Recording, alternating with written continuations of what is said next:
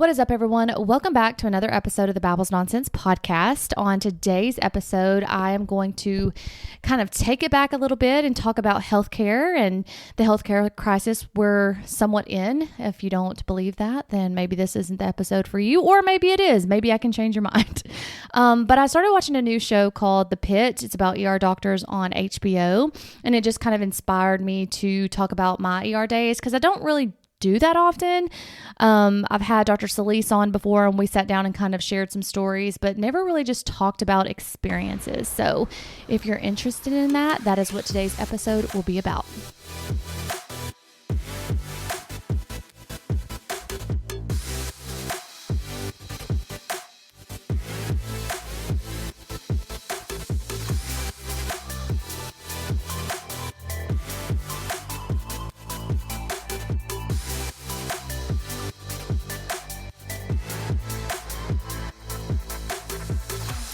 All right, guys. So like I was saying in the intro, I started watching this new show called The Pitt on HBO, and it's mostly about ER doctors. It's probably one of the most realistic medical shows that I have seen thus far. I mean, we all know Grey's Anatomy is way out there. Like, we watch it for the drama, but it's just not realistic. But this one, I would say pretty much realistic. In the hospitals that I've worked at, it's more nurse driven. I'm not saying like, obviously there's doctors there, but there's a lot more nursing care and nurse driven factors that go into a lot of medical work that I don't feel a lot of medical shows really relay. But this one does. And I think because it's like a teaching hospital, that's why there's more like residents and stuff like that. So it does make it realistic.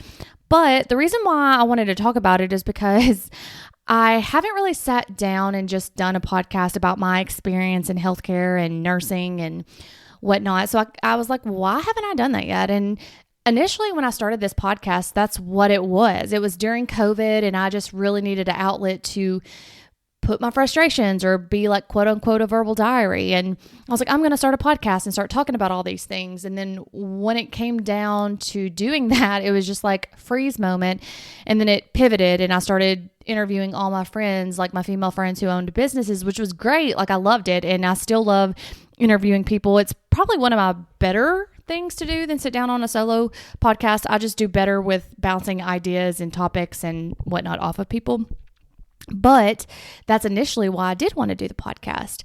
So I know I've had Dr. Solis on before. He's one of my good friends, and we've sat down and kind of talked about his experience as a doctor in the ER.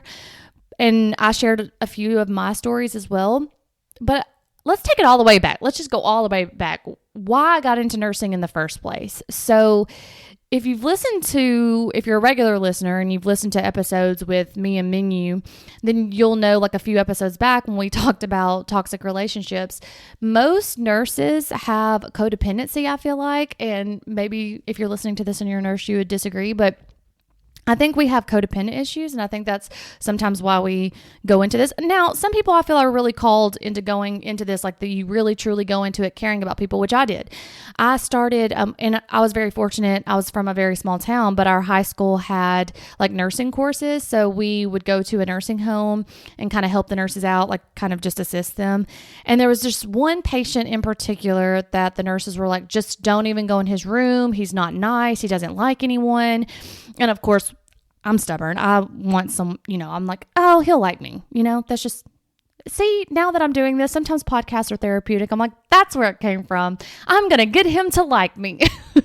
Anyways, so I went into this patient's room, and he had garbled speech at baseline, like couldn't really talk to you, and he was a dementia patient. So baseline, just like a toddler level communication skills, right? So he had like all these like toddler toys in there. But the nurses warned me. They were like, well, just be careful. Like, he throws things at people. And so I remember going in there and just talking to him and trying to have a conversation. And he obviously couldn't really say much. I mean, whatever he would say, it was kind of incomprehensible. But I noticed that we shared the same birthday, like in November. Like, I just noticed that we had the same month, same day on his bracelet. So I was like, oh my gosh, we share the same birthday. And he kind of just looked at me. And then he was like saying something that wasn't sure he was saying, and I think it was like, get my piano, because he had this like little child piano, and I got it for him. I was like, do you want to play the piano? So he starts playing this piano, which has automatic buttons on it, like, Twinkle Twinkle Little Star and stuff like that. So he hit that one, and I just started singing for him like Twinkle Twinkle Little Star, and he kind of just looked at me, and like he then just allowed me to sit in there and talk to him, and I was just like, okay, I'm winning him over. I got this. So that's when my first initial was like, I like this. I kind of like that this tough patient, when really in my eyes, like what I learned was he just wanted someone to give him attention and to listen to him. And I think that's what it was. And like, so the other nurses just assumed that he was just mad or being mean because he would throw stuff. But I think it was more so that he just wanted attention and needed someone to be there and try to understand or whatnot. Maybe, could be wrong. That's just what I got from it. But it was funny because as we're like, I'm actually getting along with this patient that literally likes none of the nurses. And a nurse walks in to hand him his lunch and he throws the piano at her and he's like, get out. So I was like, okay, so he does like me. So that's when I was like, I really think I want to get into nursing. I liked that feeling of giving someone compassion and, trying to listen to them and fulfill their needs and stuff like that, which again, to me, that's codependency, but maybe I'm off. So it started at a young age, wanted to do that, went into nursing, all the things, right? So I landed in the ER, very busy ER, in 2011, and I stayed there, till 2016 when I graduated with my nurse practitioner. And then I did one stint of trauma at Vanderbilt, and then I ended up coming back later, like 6 months later in 2007. I stayed a year at Vanderbilt, but then I came back as needed, like PRN, as a nurse practitioner in 2017. So basically from 2011 till 2022 was my nursing career, was ER. So I did ER, trauma, ICU, just because I think my ADD brain works better that way, because I can just, you're not seeing the same thing every day. You are getting to experience different things. So my brain likes that. Sorry if you hear my dog barking in the background. She is barking out the window. But yeah, so working in the ER was great. I liked it. I liked the work. I liked what I did. But with any job, there's different administration difficulties where you're, policy doesn't really make sense, or you're overworked, underpaid. I feel like that could be in any industry, but it seems to be the most in healthcare.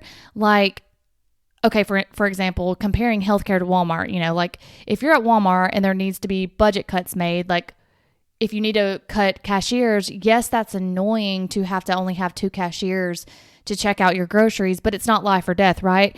But when you're in healthcare, when you have to make budget cuts and you're cutting nursing staff, but the patients still keep piling up, logically that doesn't make sense. But like at the end of the day, healthcare is still a business. And I think we all forget that. I think we forget that hospitals have to stay open, or to stay open, they have to have profit. They have to be able to make money to keep the lights on, to pay the bills, to get the medical supplies, to take care of the patients, to supply, the ancillary staff, the nursing staff, the doctors, stuff like that. And we all think, oh, well, this is healthcare. We should have it. It should be a right, and it should. But at the end of the day, the thing that we forget about is it being a business. So going to this, watching this show that I just started watching this past weekend, that's kind of what it's all about. It kind of shows the good, the bad, and the ugly. It shows it shows new residents. It shows an old doctor that's been there for a long time and how he has flashbacks of certain things that, give him trauma and scare him as an ER doctor. It shows how busy and crazy it gets in emergency rooms and how it's like a nationwide crisis. And it shows admin coming down and being like, y'all need to get these patients out faster. You need to get your patient satisfaction scores up, and all the things that patients don't really realize go into healthcare, especially like I'm speaking from an emergency room standpoint. So let's go over those things a little bit. So there's things called patient satisfaction scores, where once you leave the hospital or a ER visit, a lot of patients get surveys saying like, was your pain controlled? Was your call light answered in a timely manner? Things like that, which I understand, but at the same time, it's frustrating because if you're in an emergency room and let's say this nurse has 5 patients, right?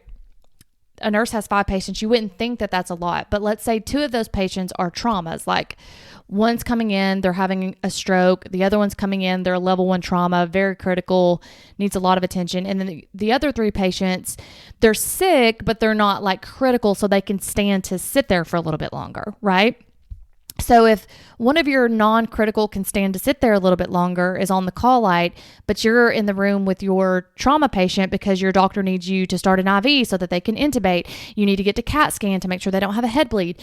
And then you need to get to your other room because this patient's having stroke-like symptoms, and they also have a door-to-doc time, or not door-to-doc, but door-to-CT time, because time is valuable when it comes to strokes and heart attacks and things like that.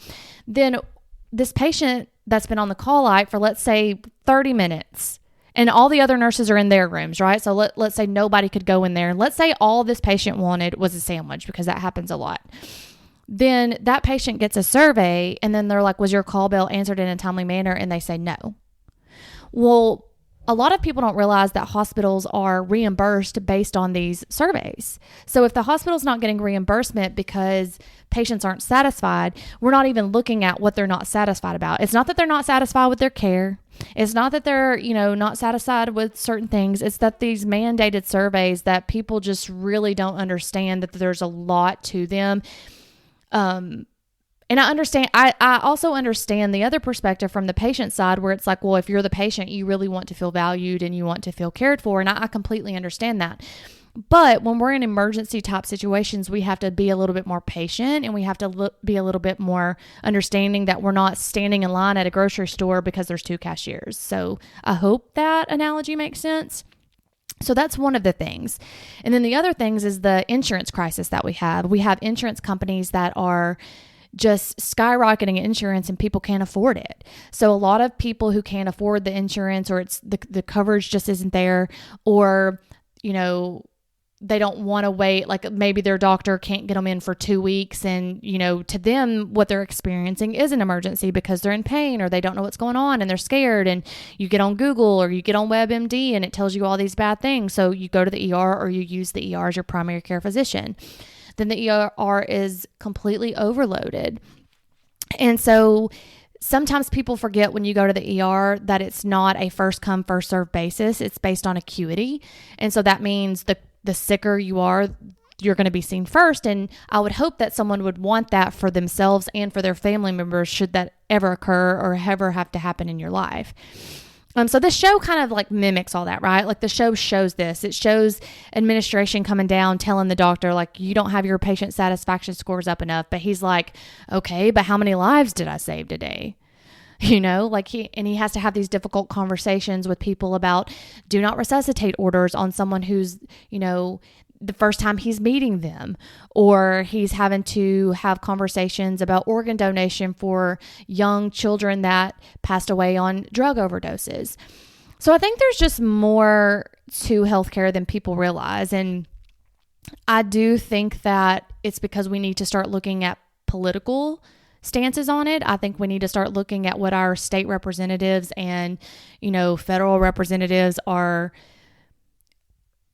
saying their policy is, or what they're leaning towards, because there should be some type of regulation on how much insurance can charge or who can dictate the care, because it almost seems like insurance companies dictate care over what doctors can do.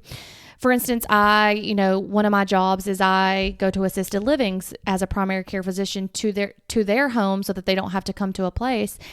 And when I used to work in the ER, I was like, whenever we would get assisted living patients, I was like, why are they here for just this this isn't an ER thing. But now being on the other side of it, where there's no resources, especially on the weekends, or, you can't get stat labs, you can't get stat imaging, and you're not sure kind of what's going on, then sometimes we have to send out to the ER to get things done right then, which is also it's abuse of the system, just because I don't know if it's abuse of the system, but it's like wrecking the system, because those things could be handled outpatient if we had more resources or more availability, if I'm saying that right.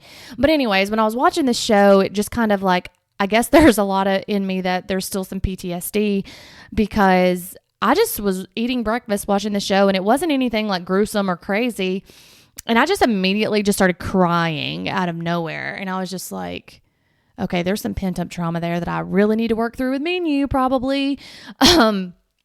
But it's a really good show. I really recommend it. I'm not going to get into like crazy stories. I've seen some crazy stuff working in ER and trauma, obviously.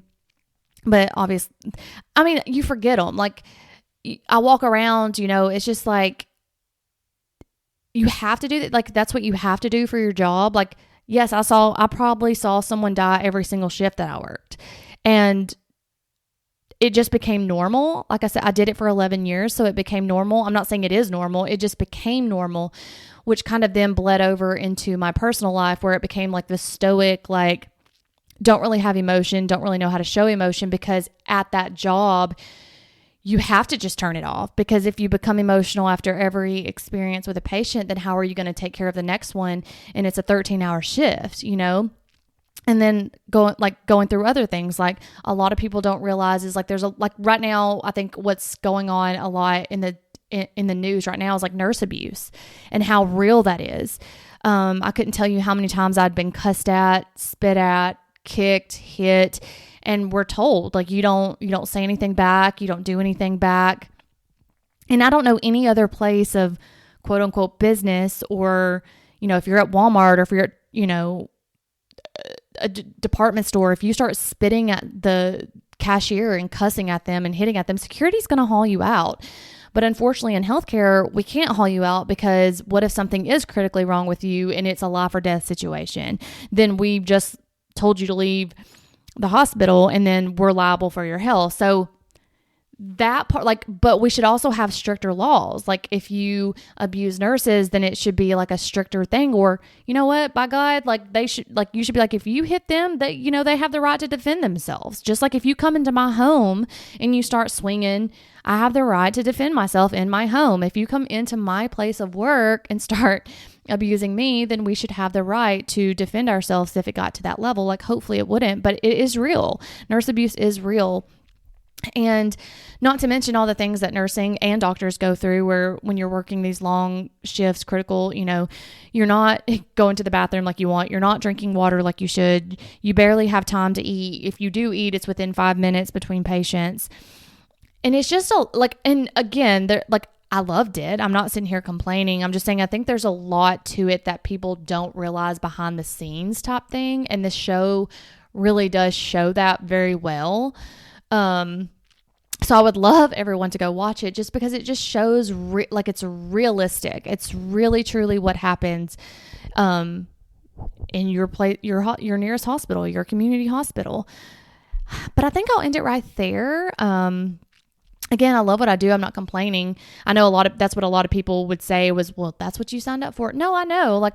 I signed up to, care for people and do things that are right, but there also should be enough employees and staff to be able to provide bathroom breaks, to provide lunch breaks, to provide, a minute just to take care of your mental health, and so that you can be at the best level of yourself and you can continue to give that quality care that's needed in healthcare, because it is needed, because those people are the most vulnerable. They feel scared. Even if it's not something critical at that moment, they feel it's very important to them and they're scared. So we should be able to provide that care. And burnout is real. And I'm not saying it's right. Me and my friends have had these discussions. I know I said I was going to end it, but I had another thought. Me and my friends have had these discussions where, to give that true compassionate care, you have to have something in your fuel tank to give. You can't drive a gas on empty, and you can't give compassion when you're depleted. And we have to start taking care of our healthcare workers, and we have to start truly empathizing with them. And the first time I ever saw that happen was truly during COVID, when all the hospitals were just overran with patients, and it's still that way. That was not new just because there was a virus. Now it made it worse, but that's how it's always been. And it was the first time it was ever televised on how overran the healthcare system is. And then you would see, a lot of banners like healthcare workers are heroes, and people would send pizzas for them to eat. And it felt like for that moment, wow, people actually are seeing our profession and they're saying, we really need to start treating healthcare workers better. But then it was like a fleeting moment in time. And it just, after COVID, it was like, okay, well, let's go back to what it was. And I just think it needs to be looked at. And I think we can do our part by when you are in that situation, just be patient with your healthcare provider. Like, I'm not saying when you go to the ER, like if you feel like something is wrong, advocate for yourself. We all have to advocate for ourselves. And I'm not trying to deter anyone from going to an ER, because I'm clearly not assessing you, and I don't know if you're having an emergency. And if you feel like you're truly having an emergency, then go to an emergency room and advocate for yourself. But I think we also need to be understanding and be compassionate because of the things that go behind the scenes. So go watch that show. It's called The Pitt. It's on HBO. It really just gives a great, like, visual and realistic medical show to watch. And until next time, guys, bye.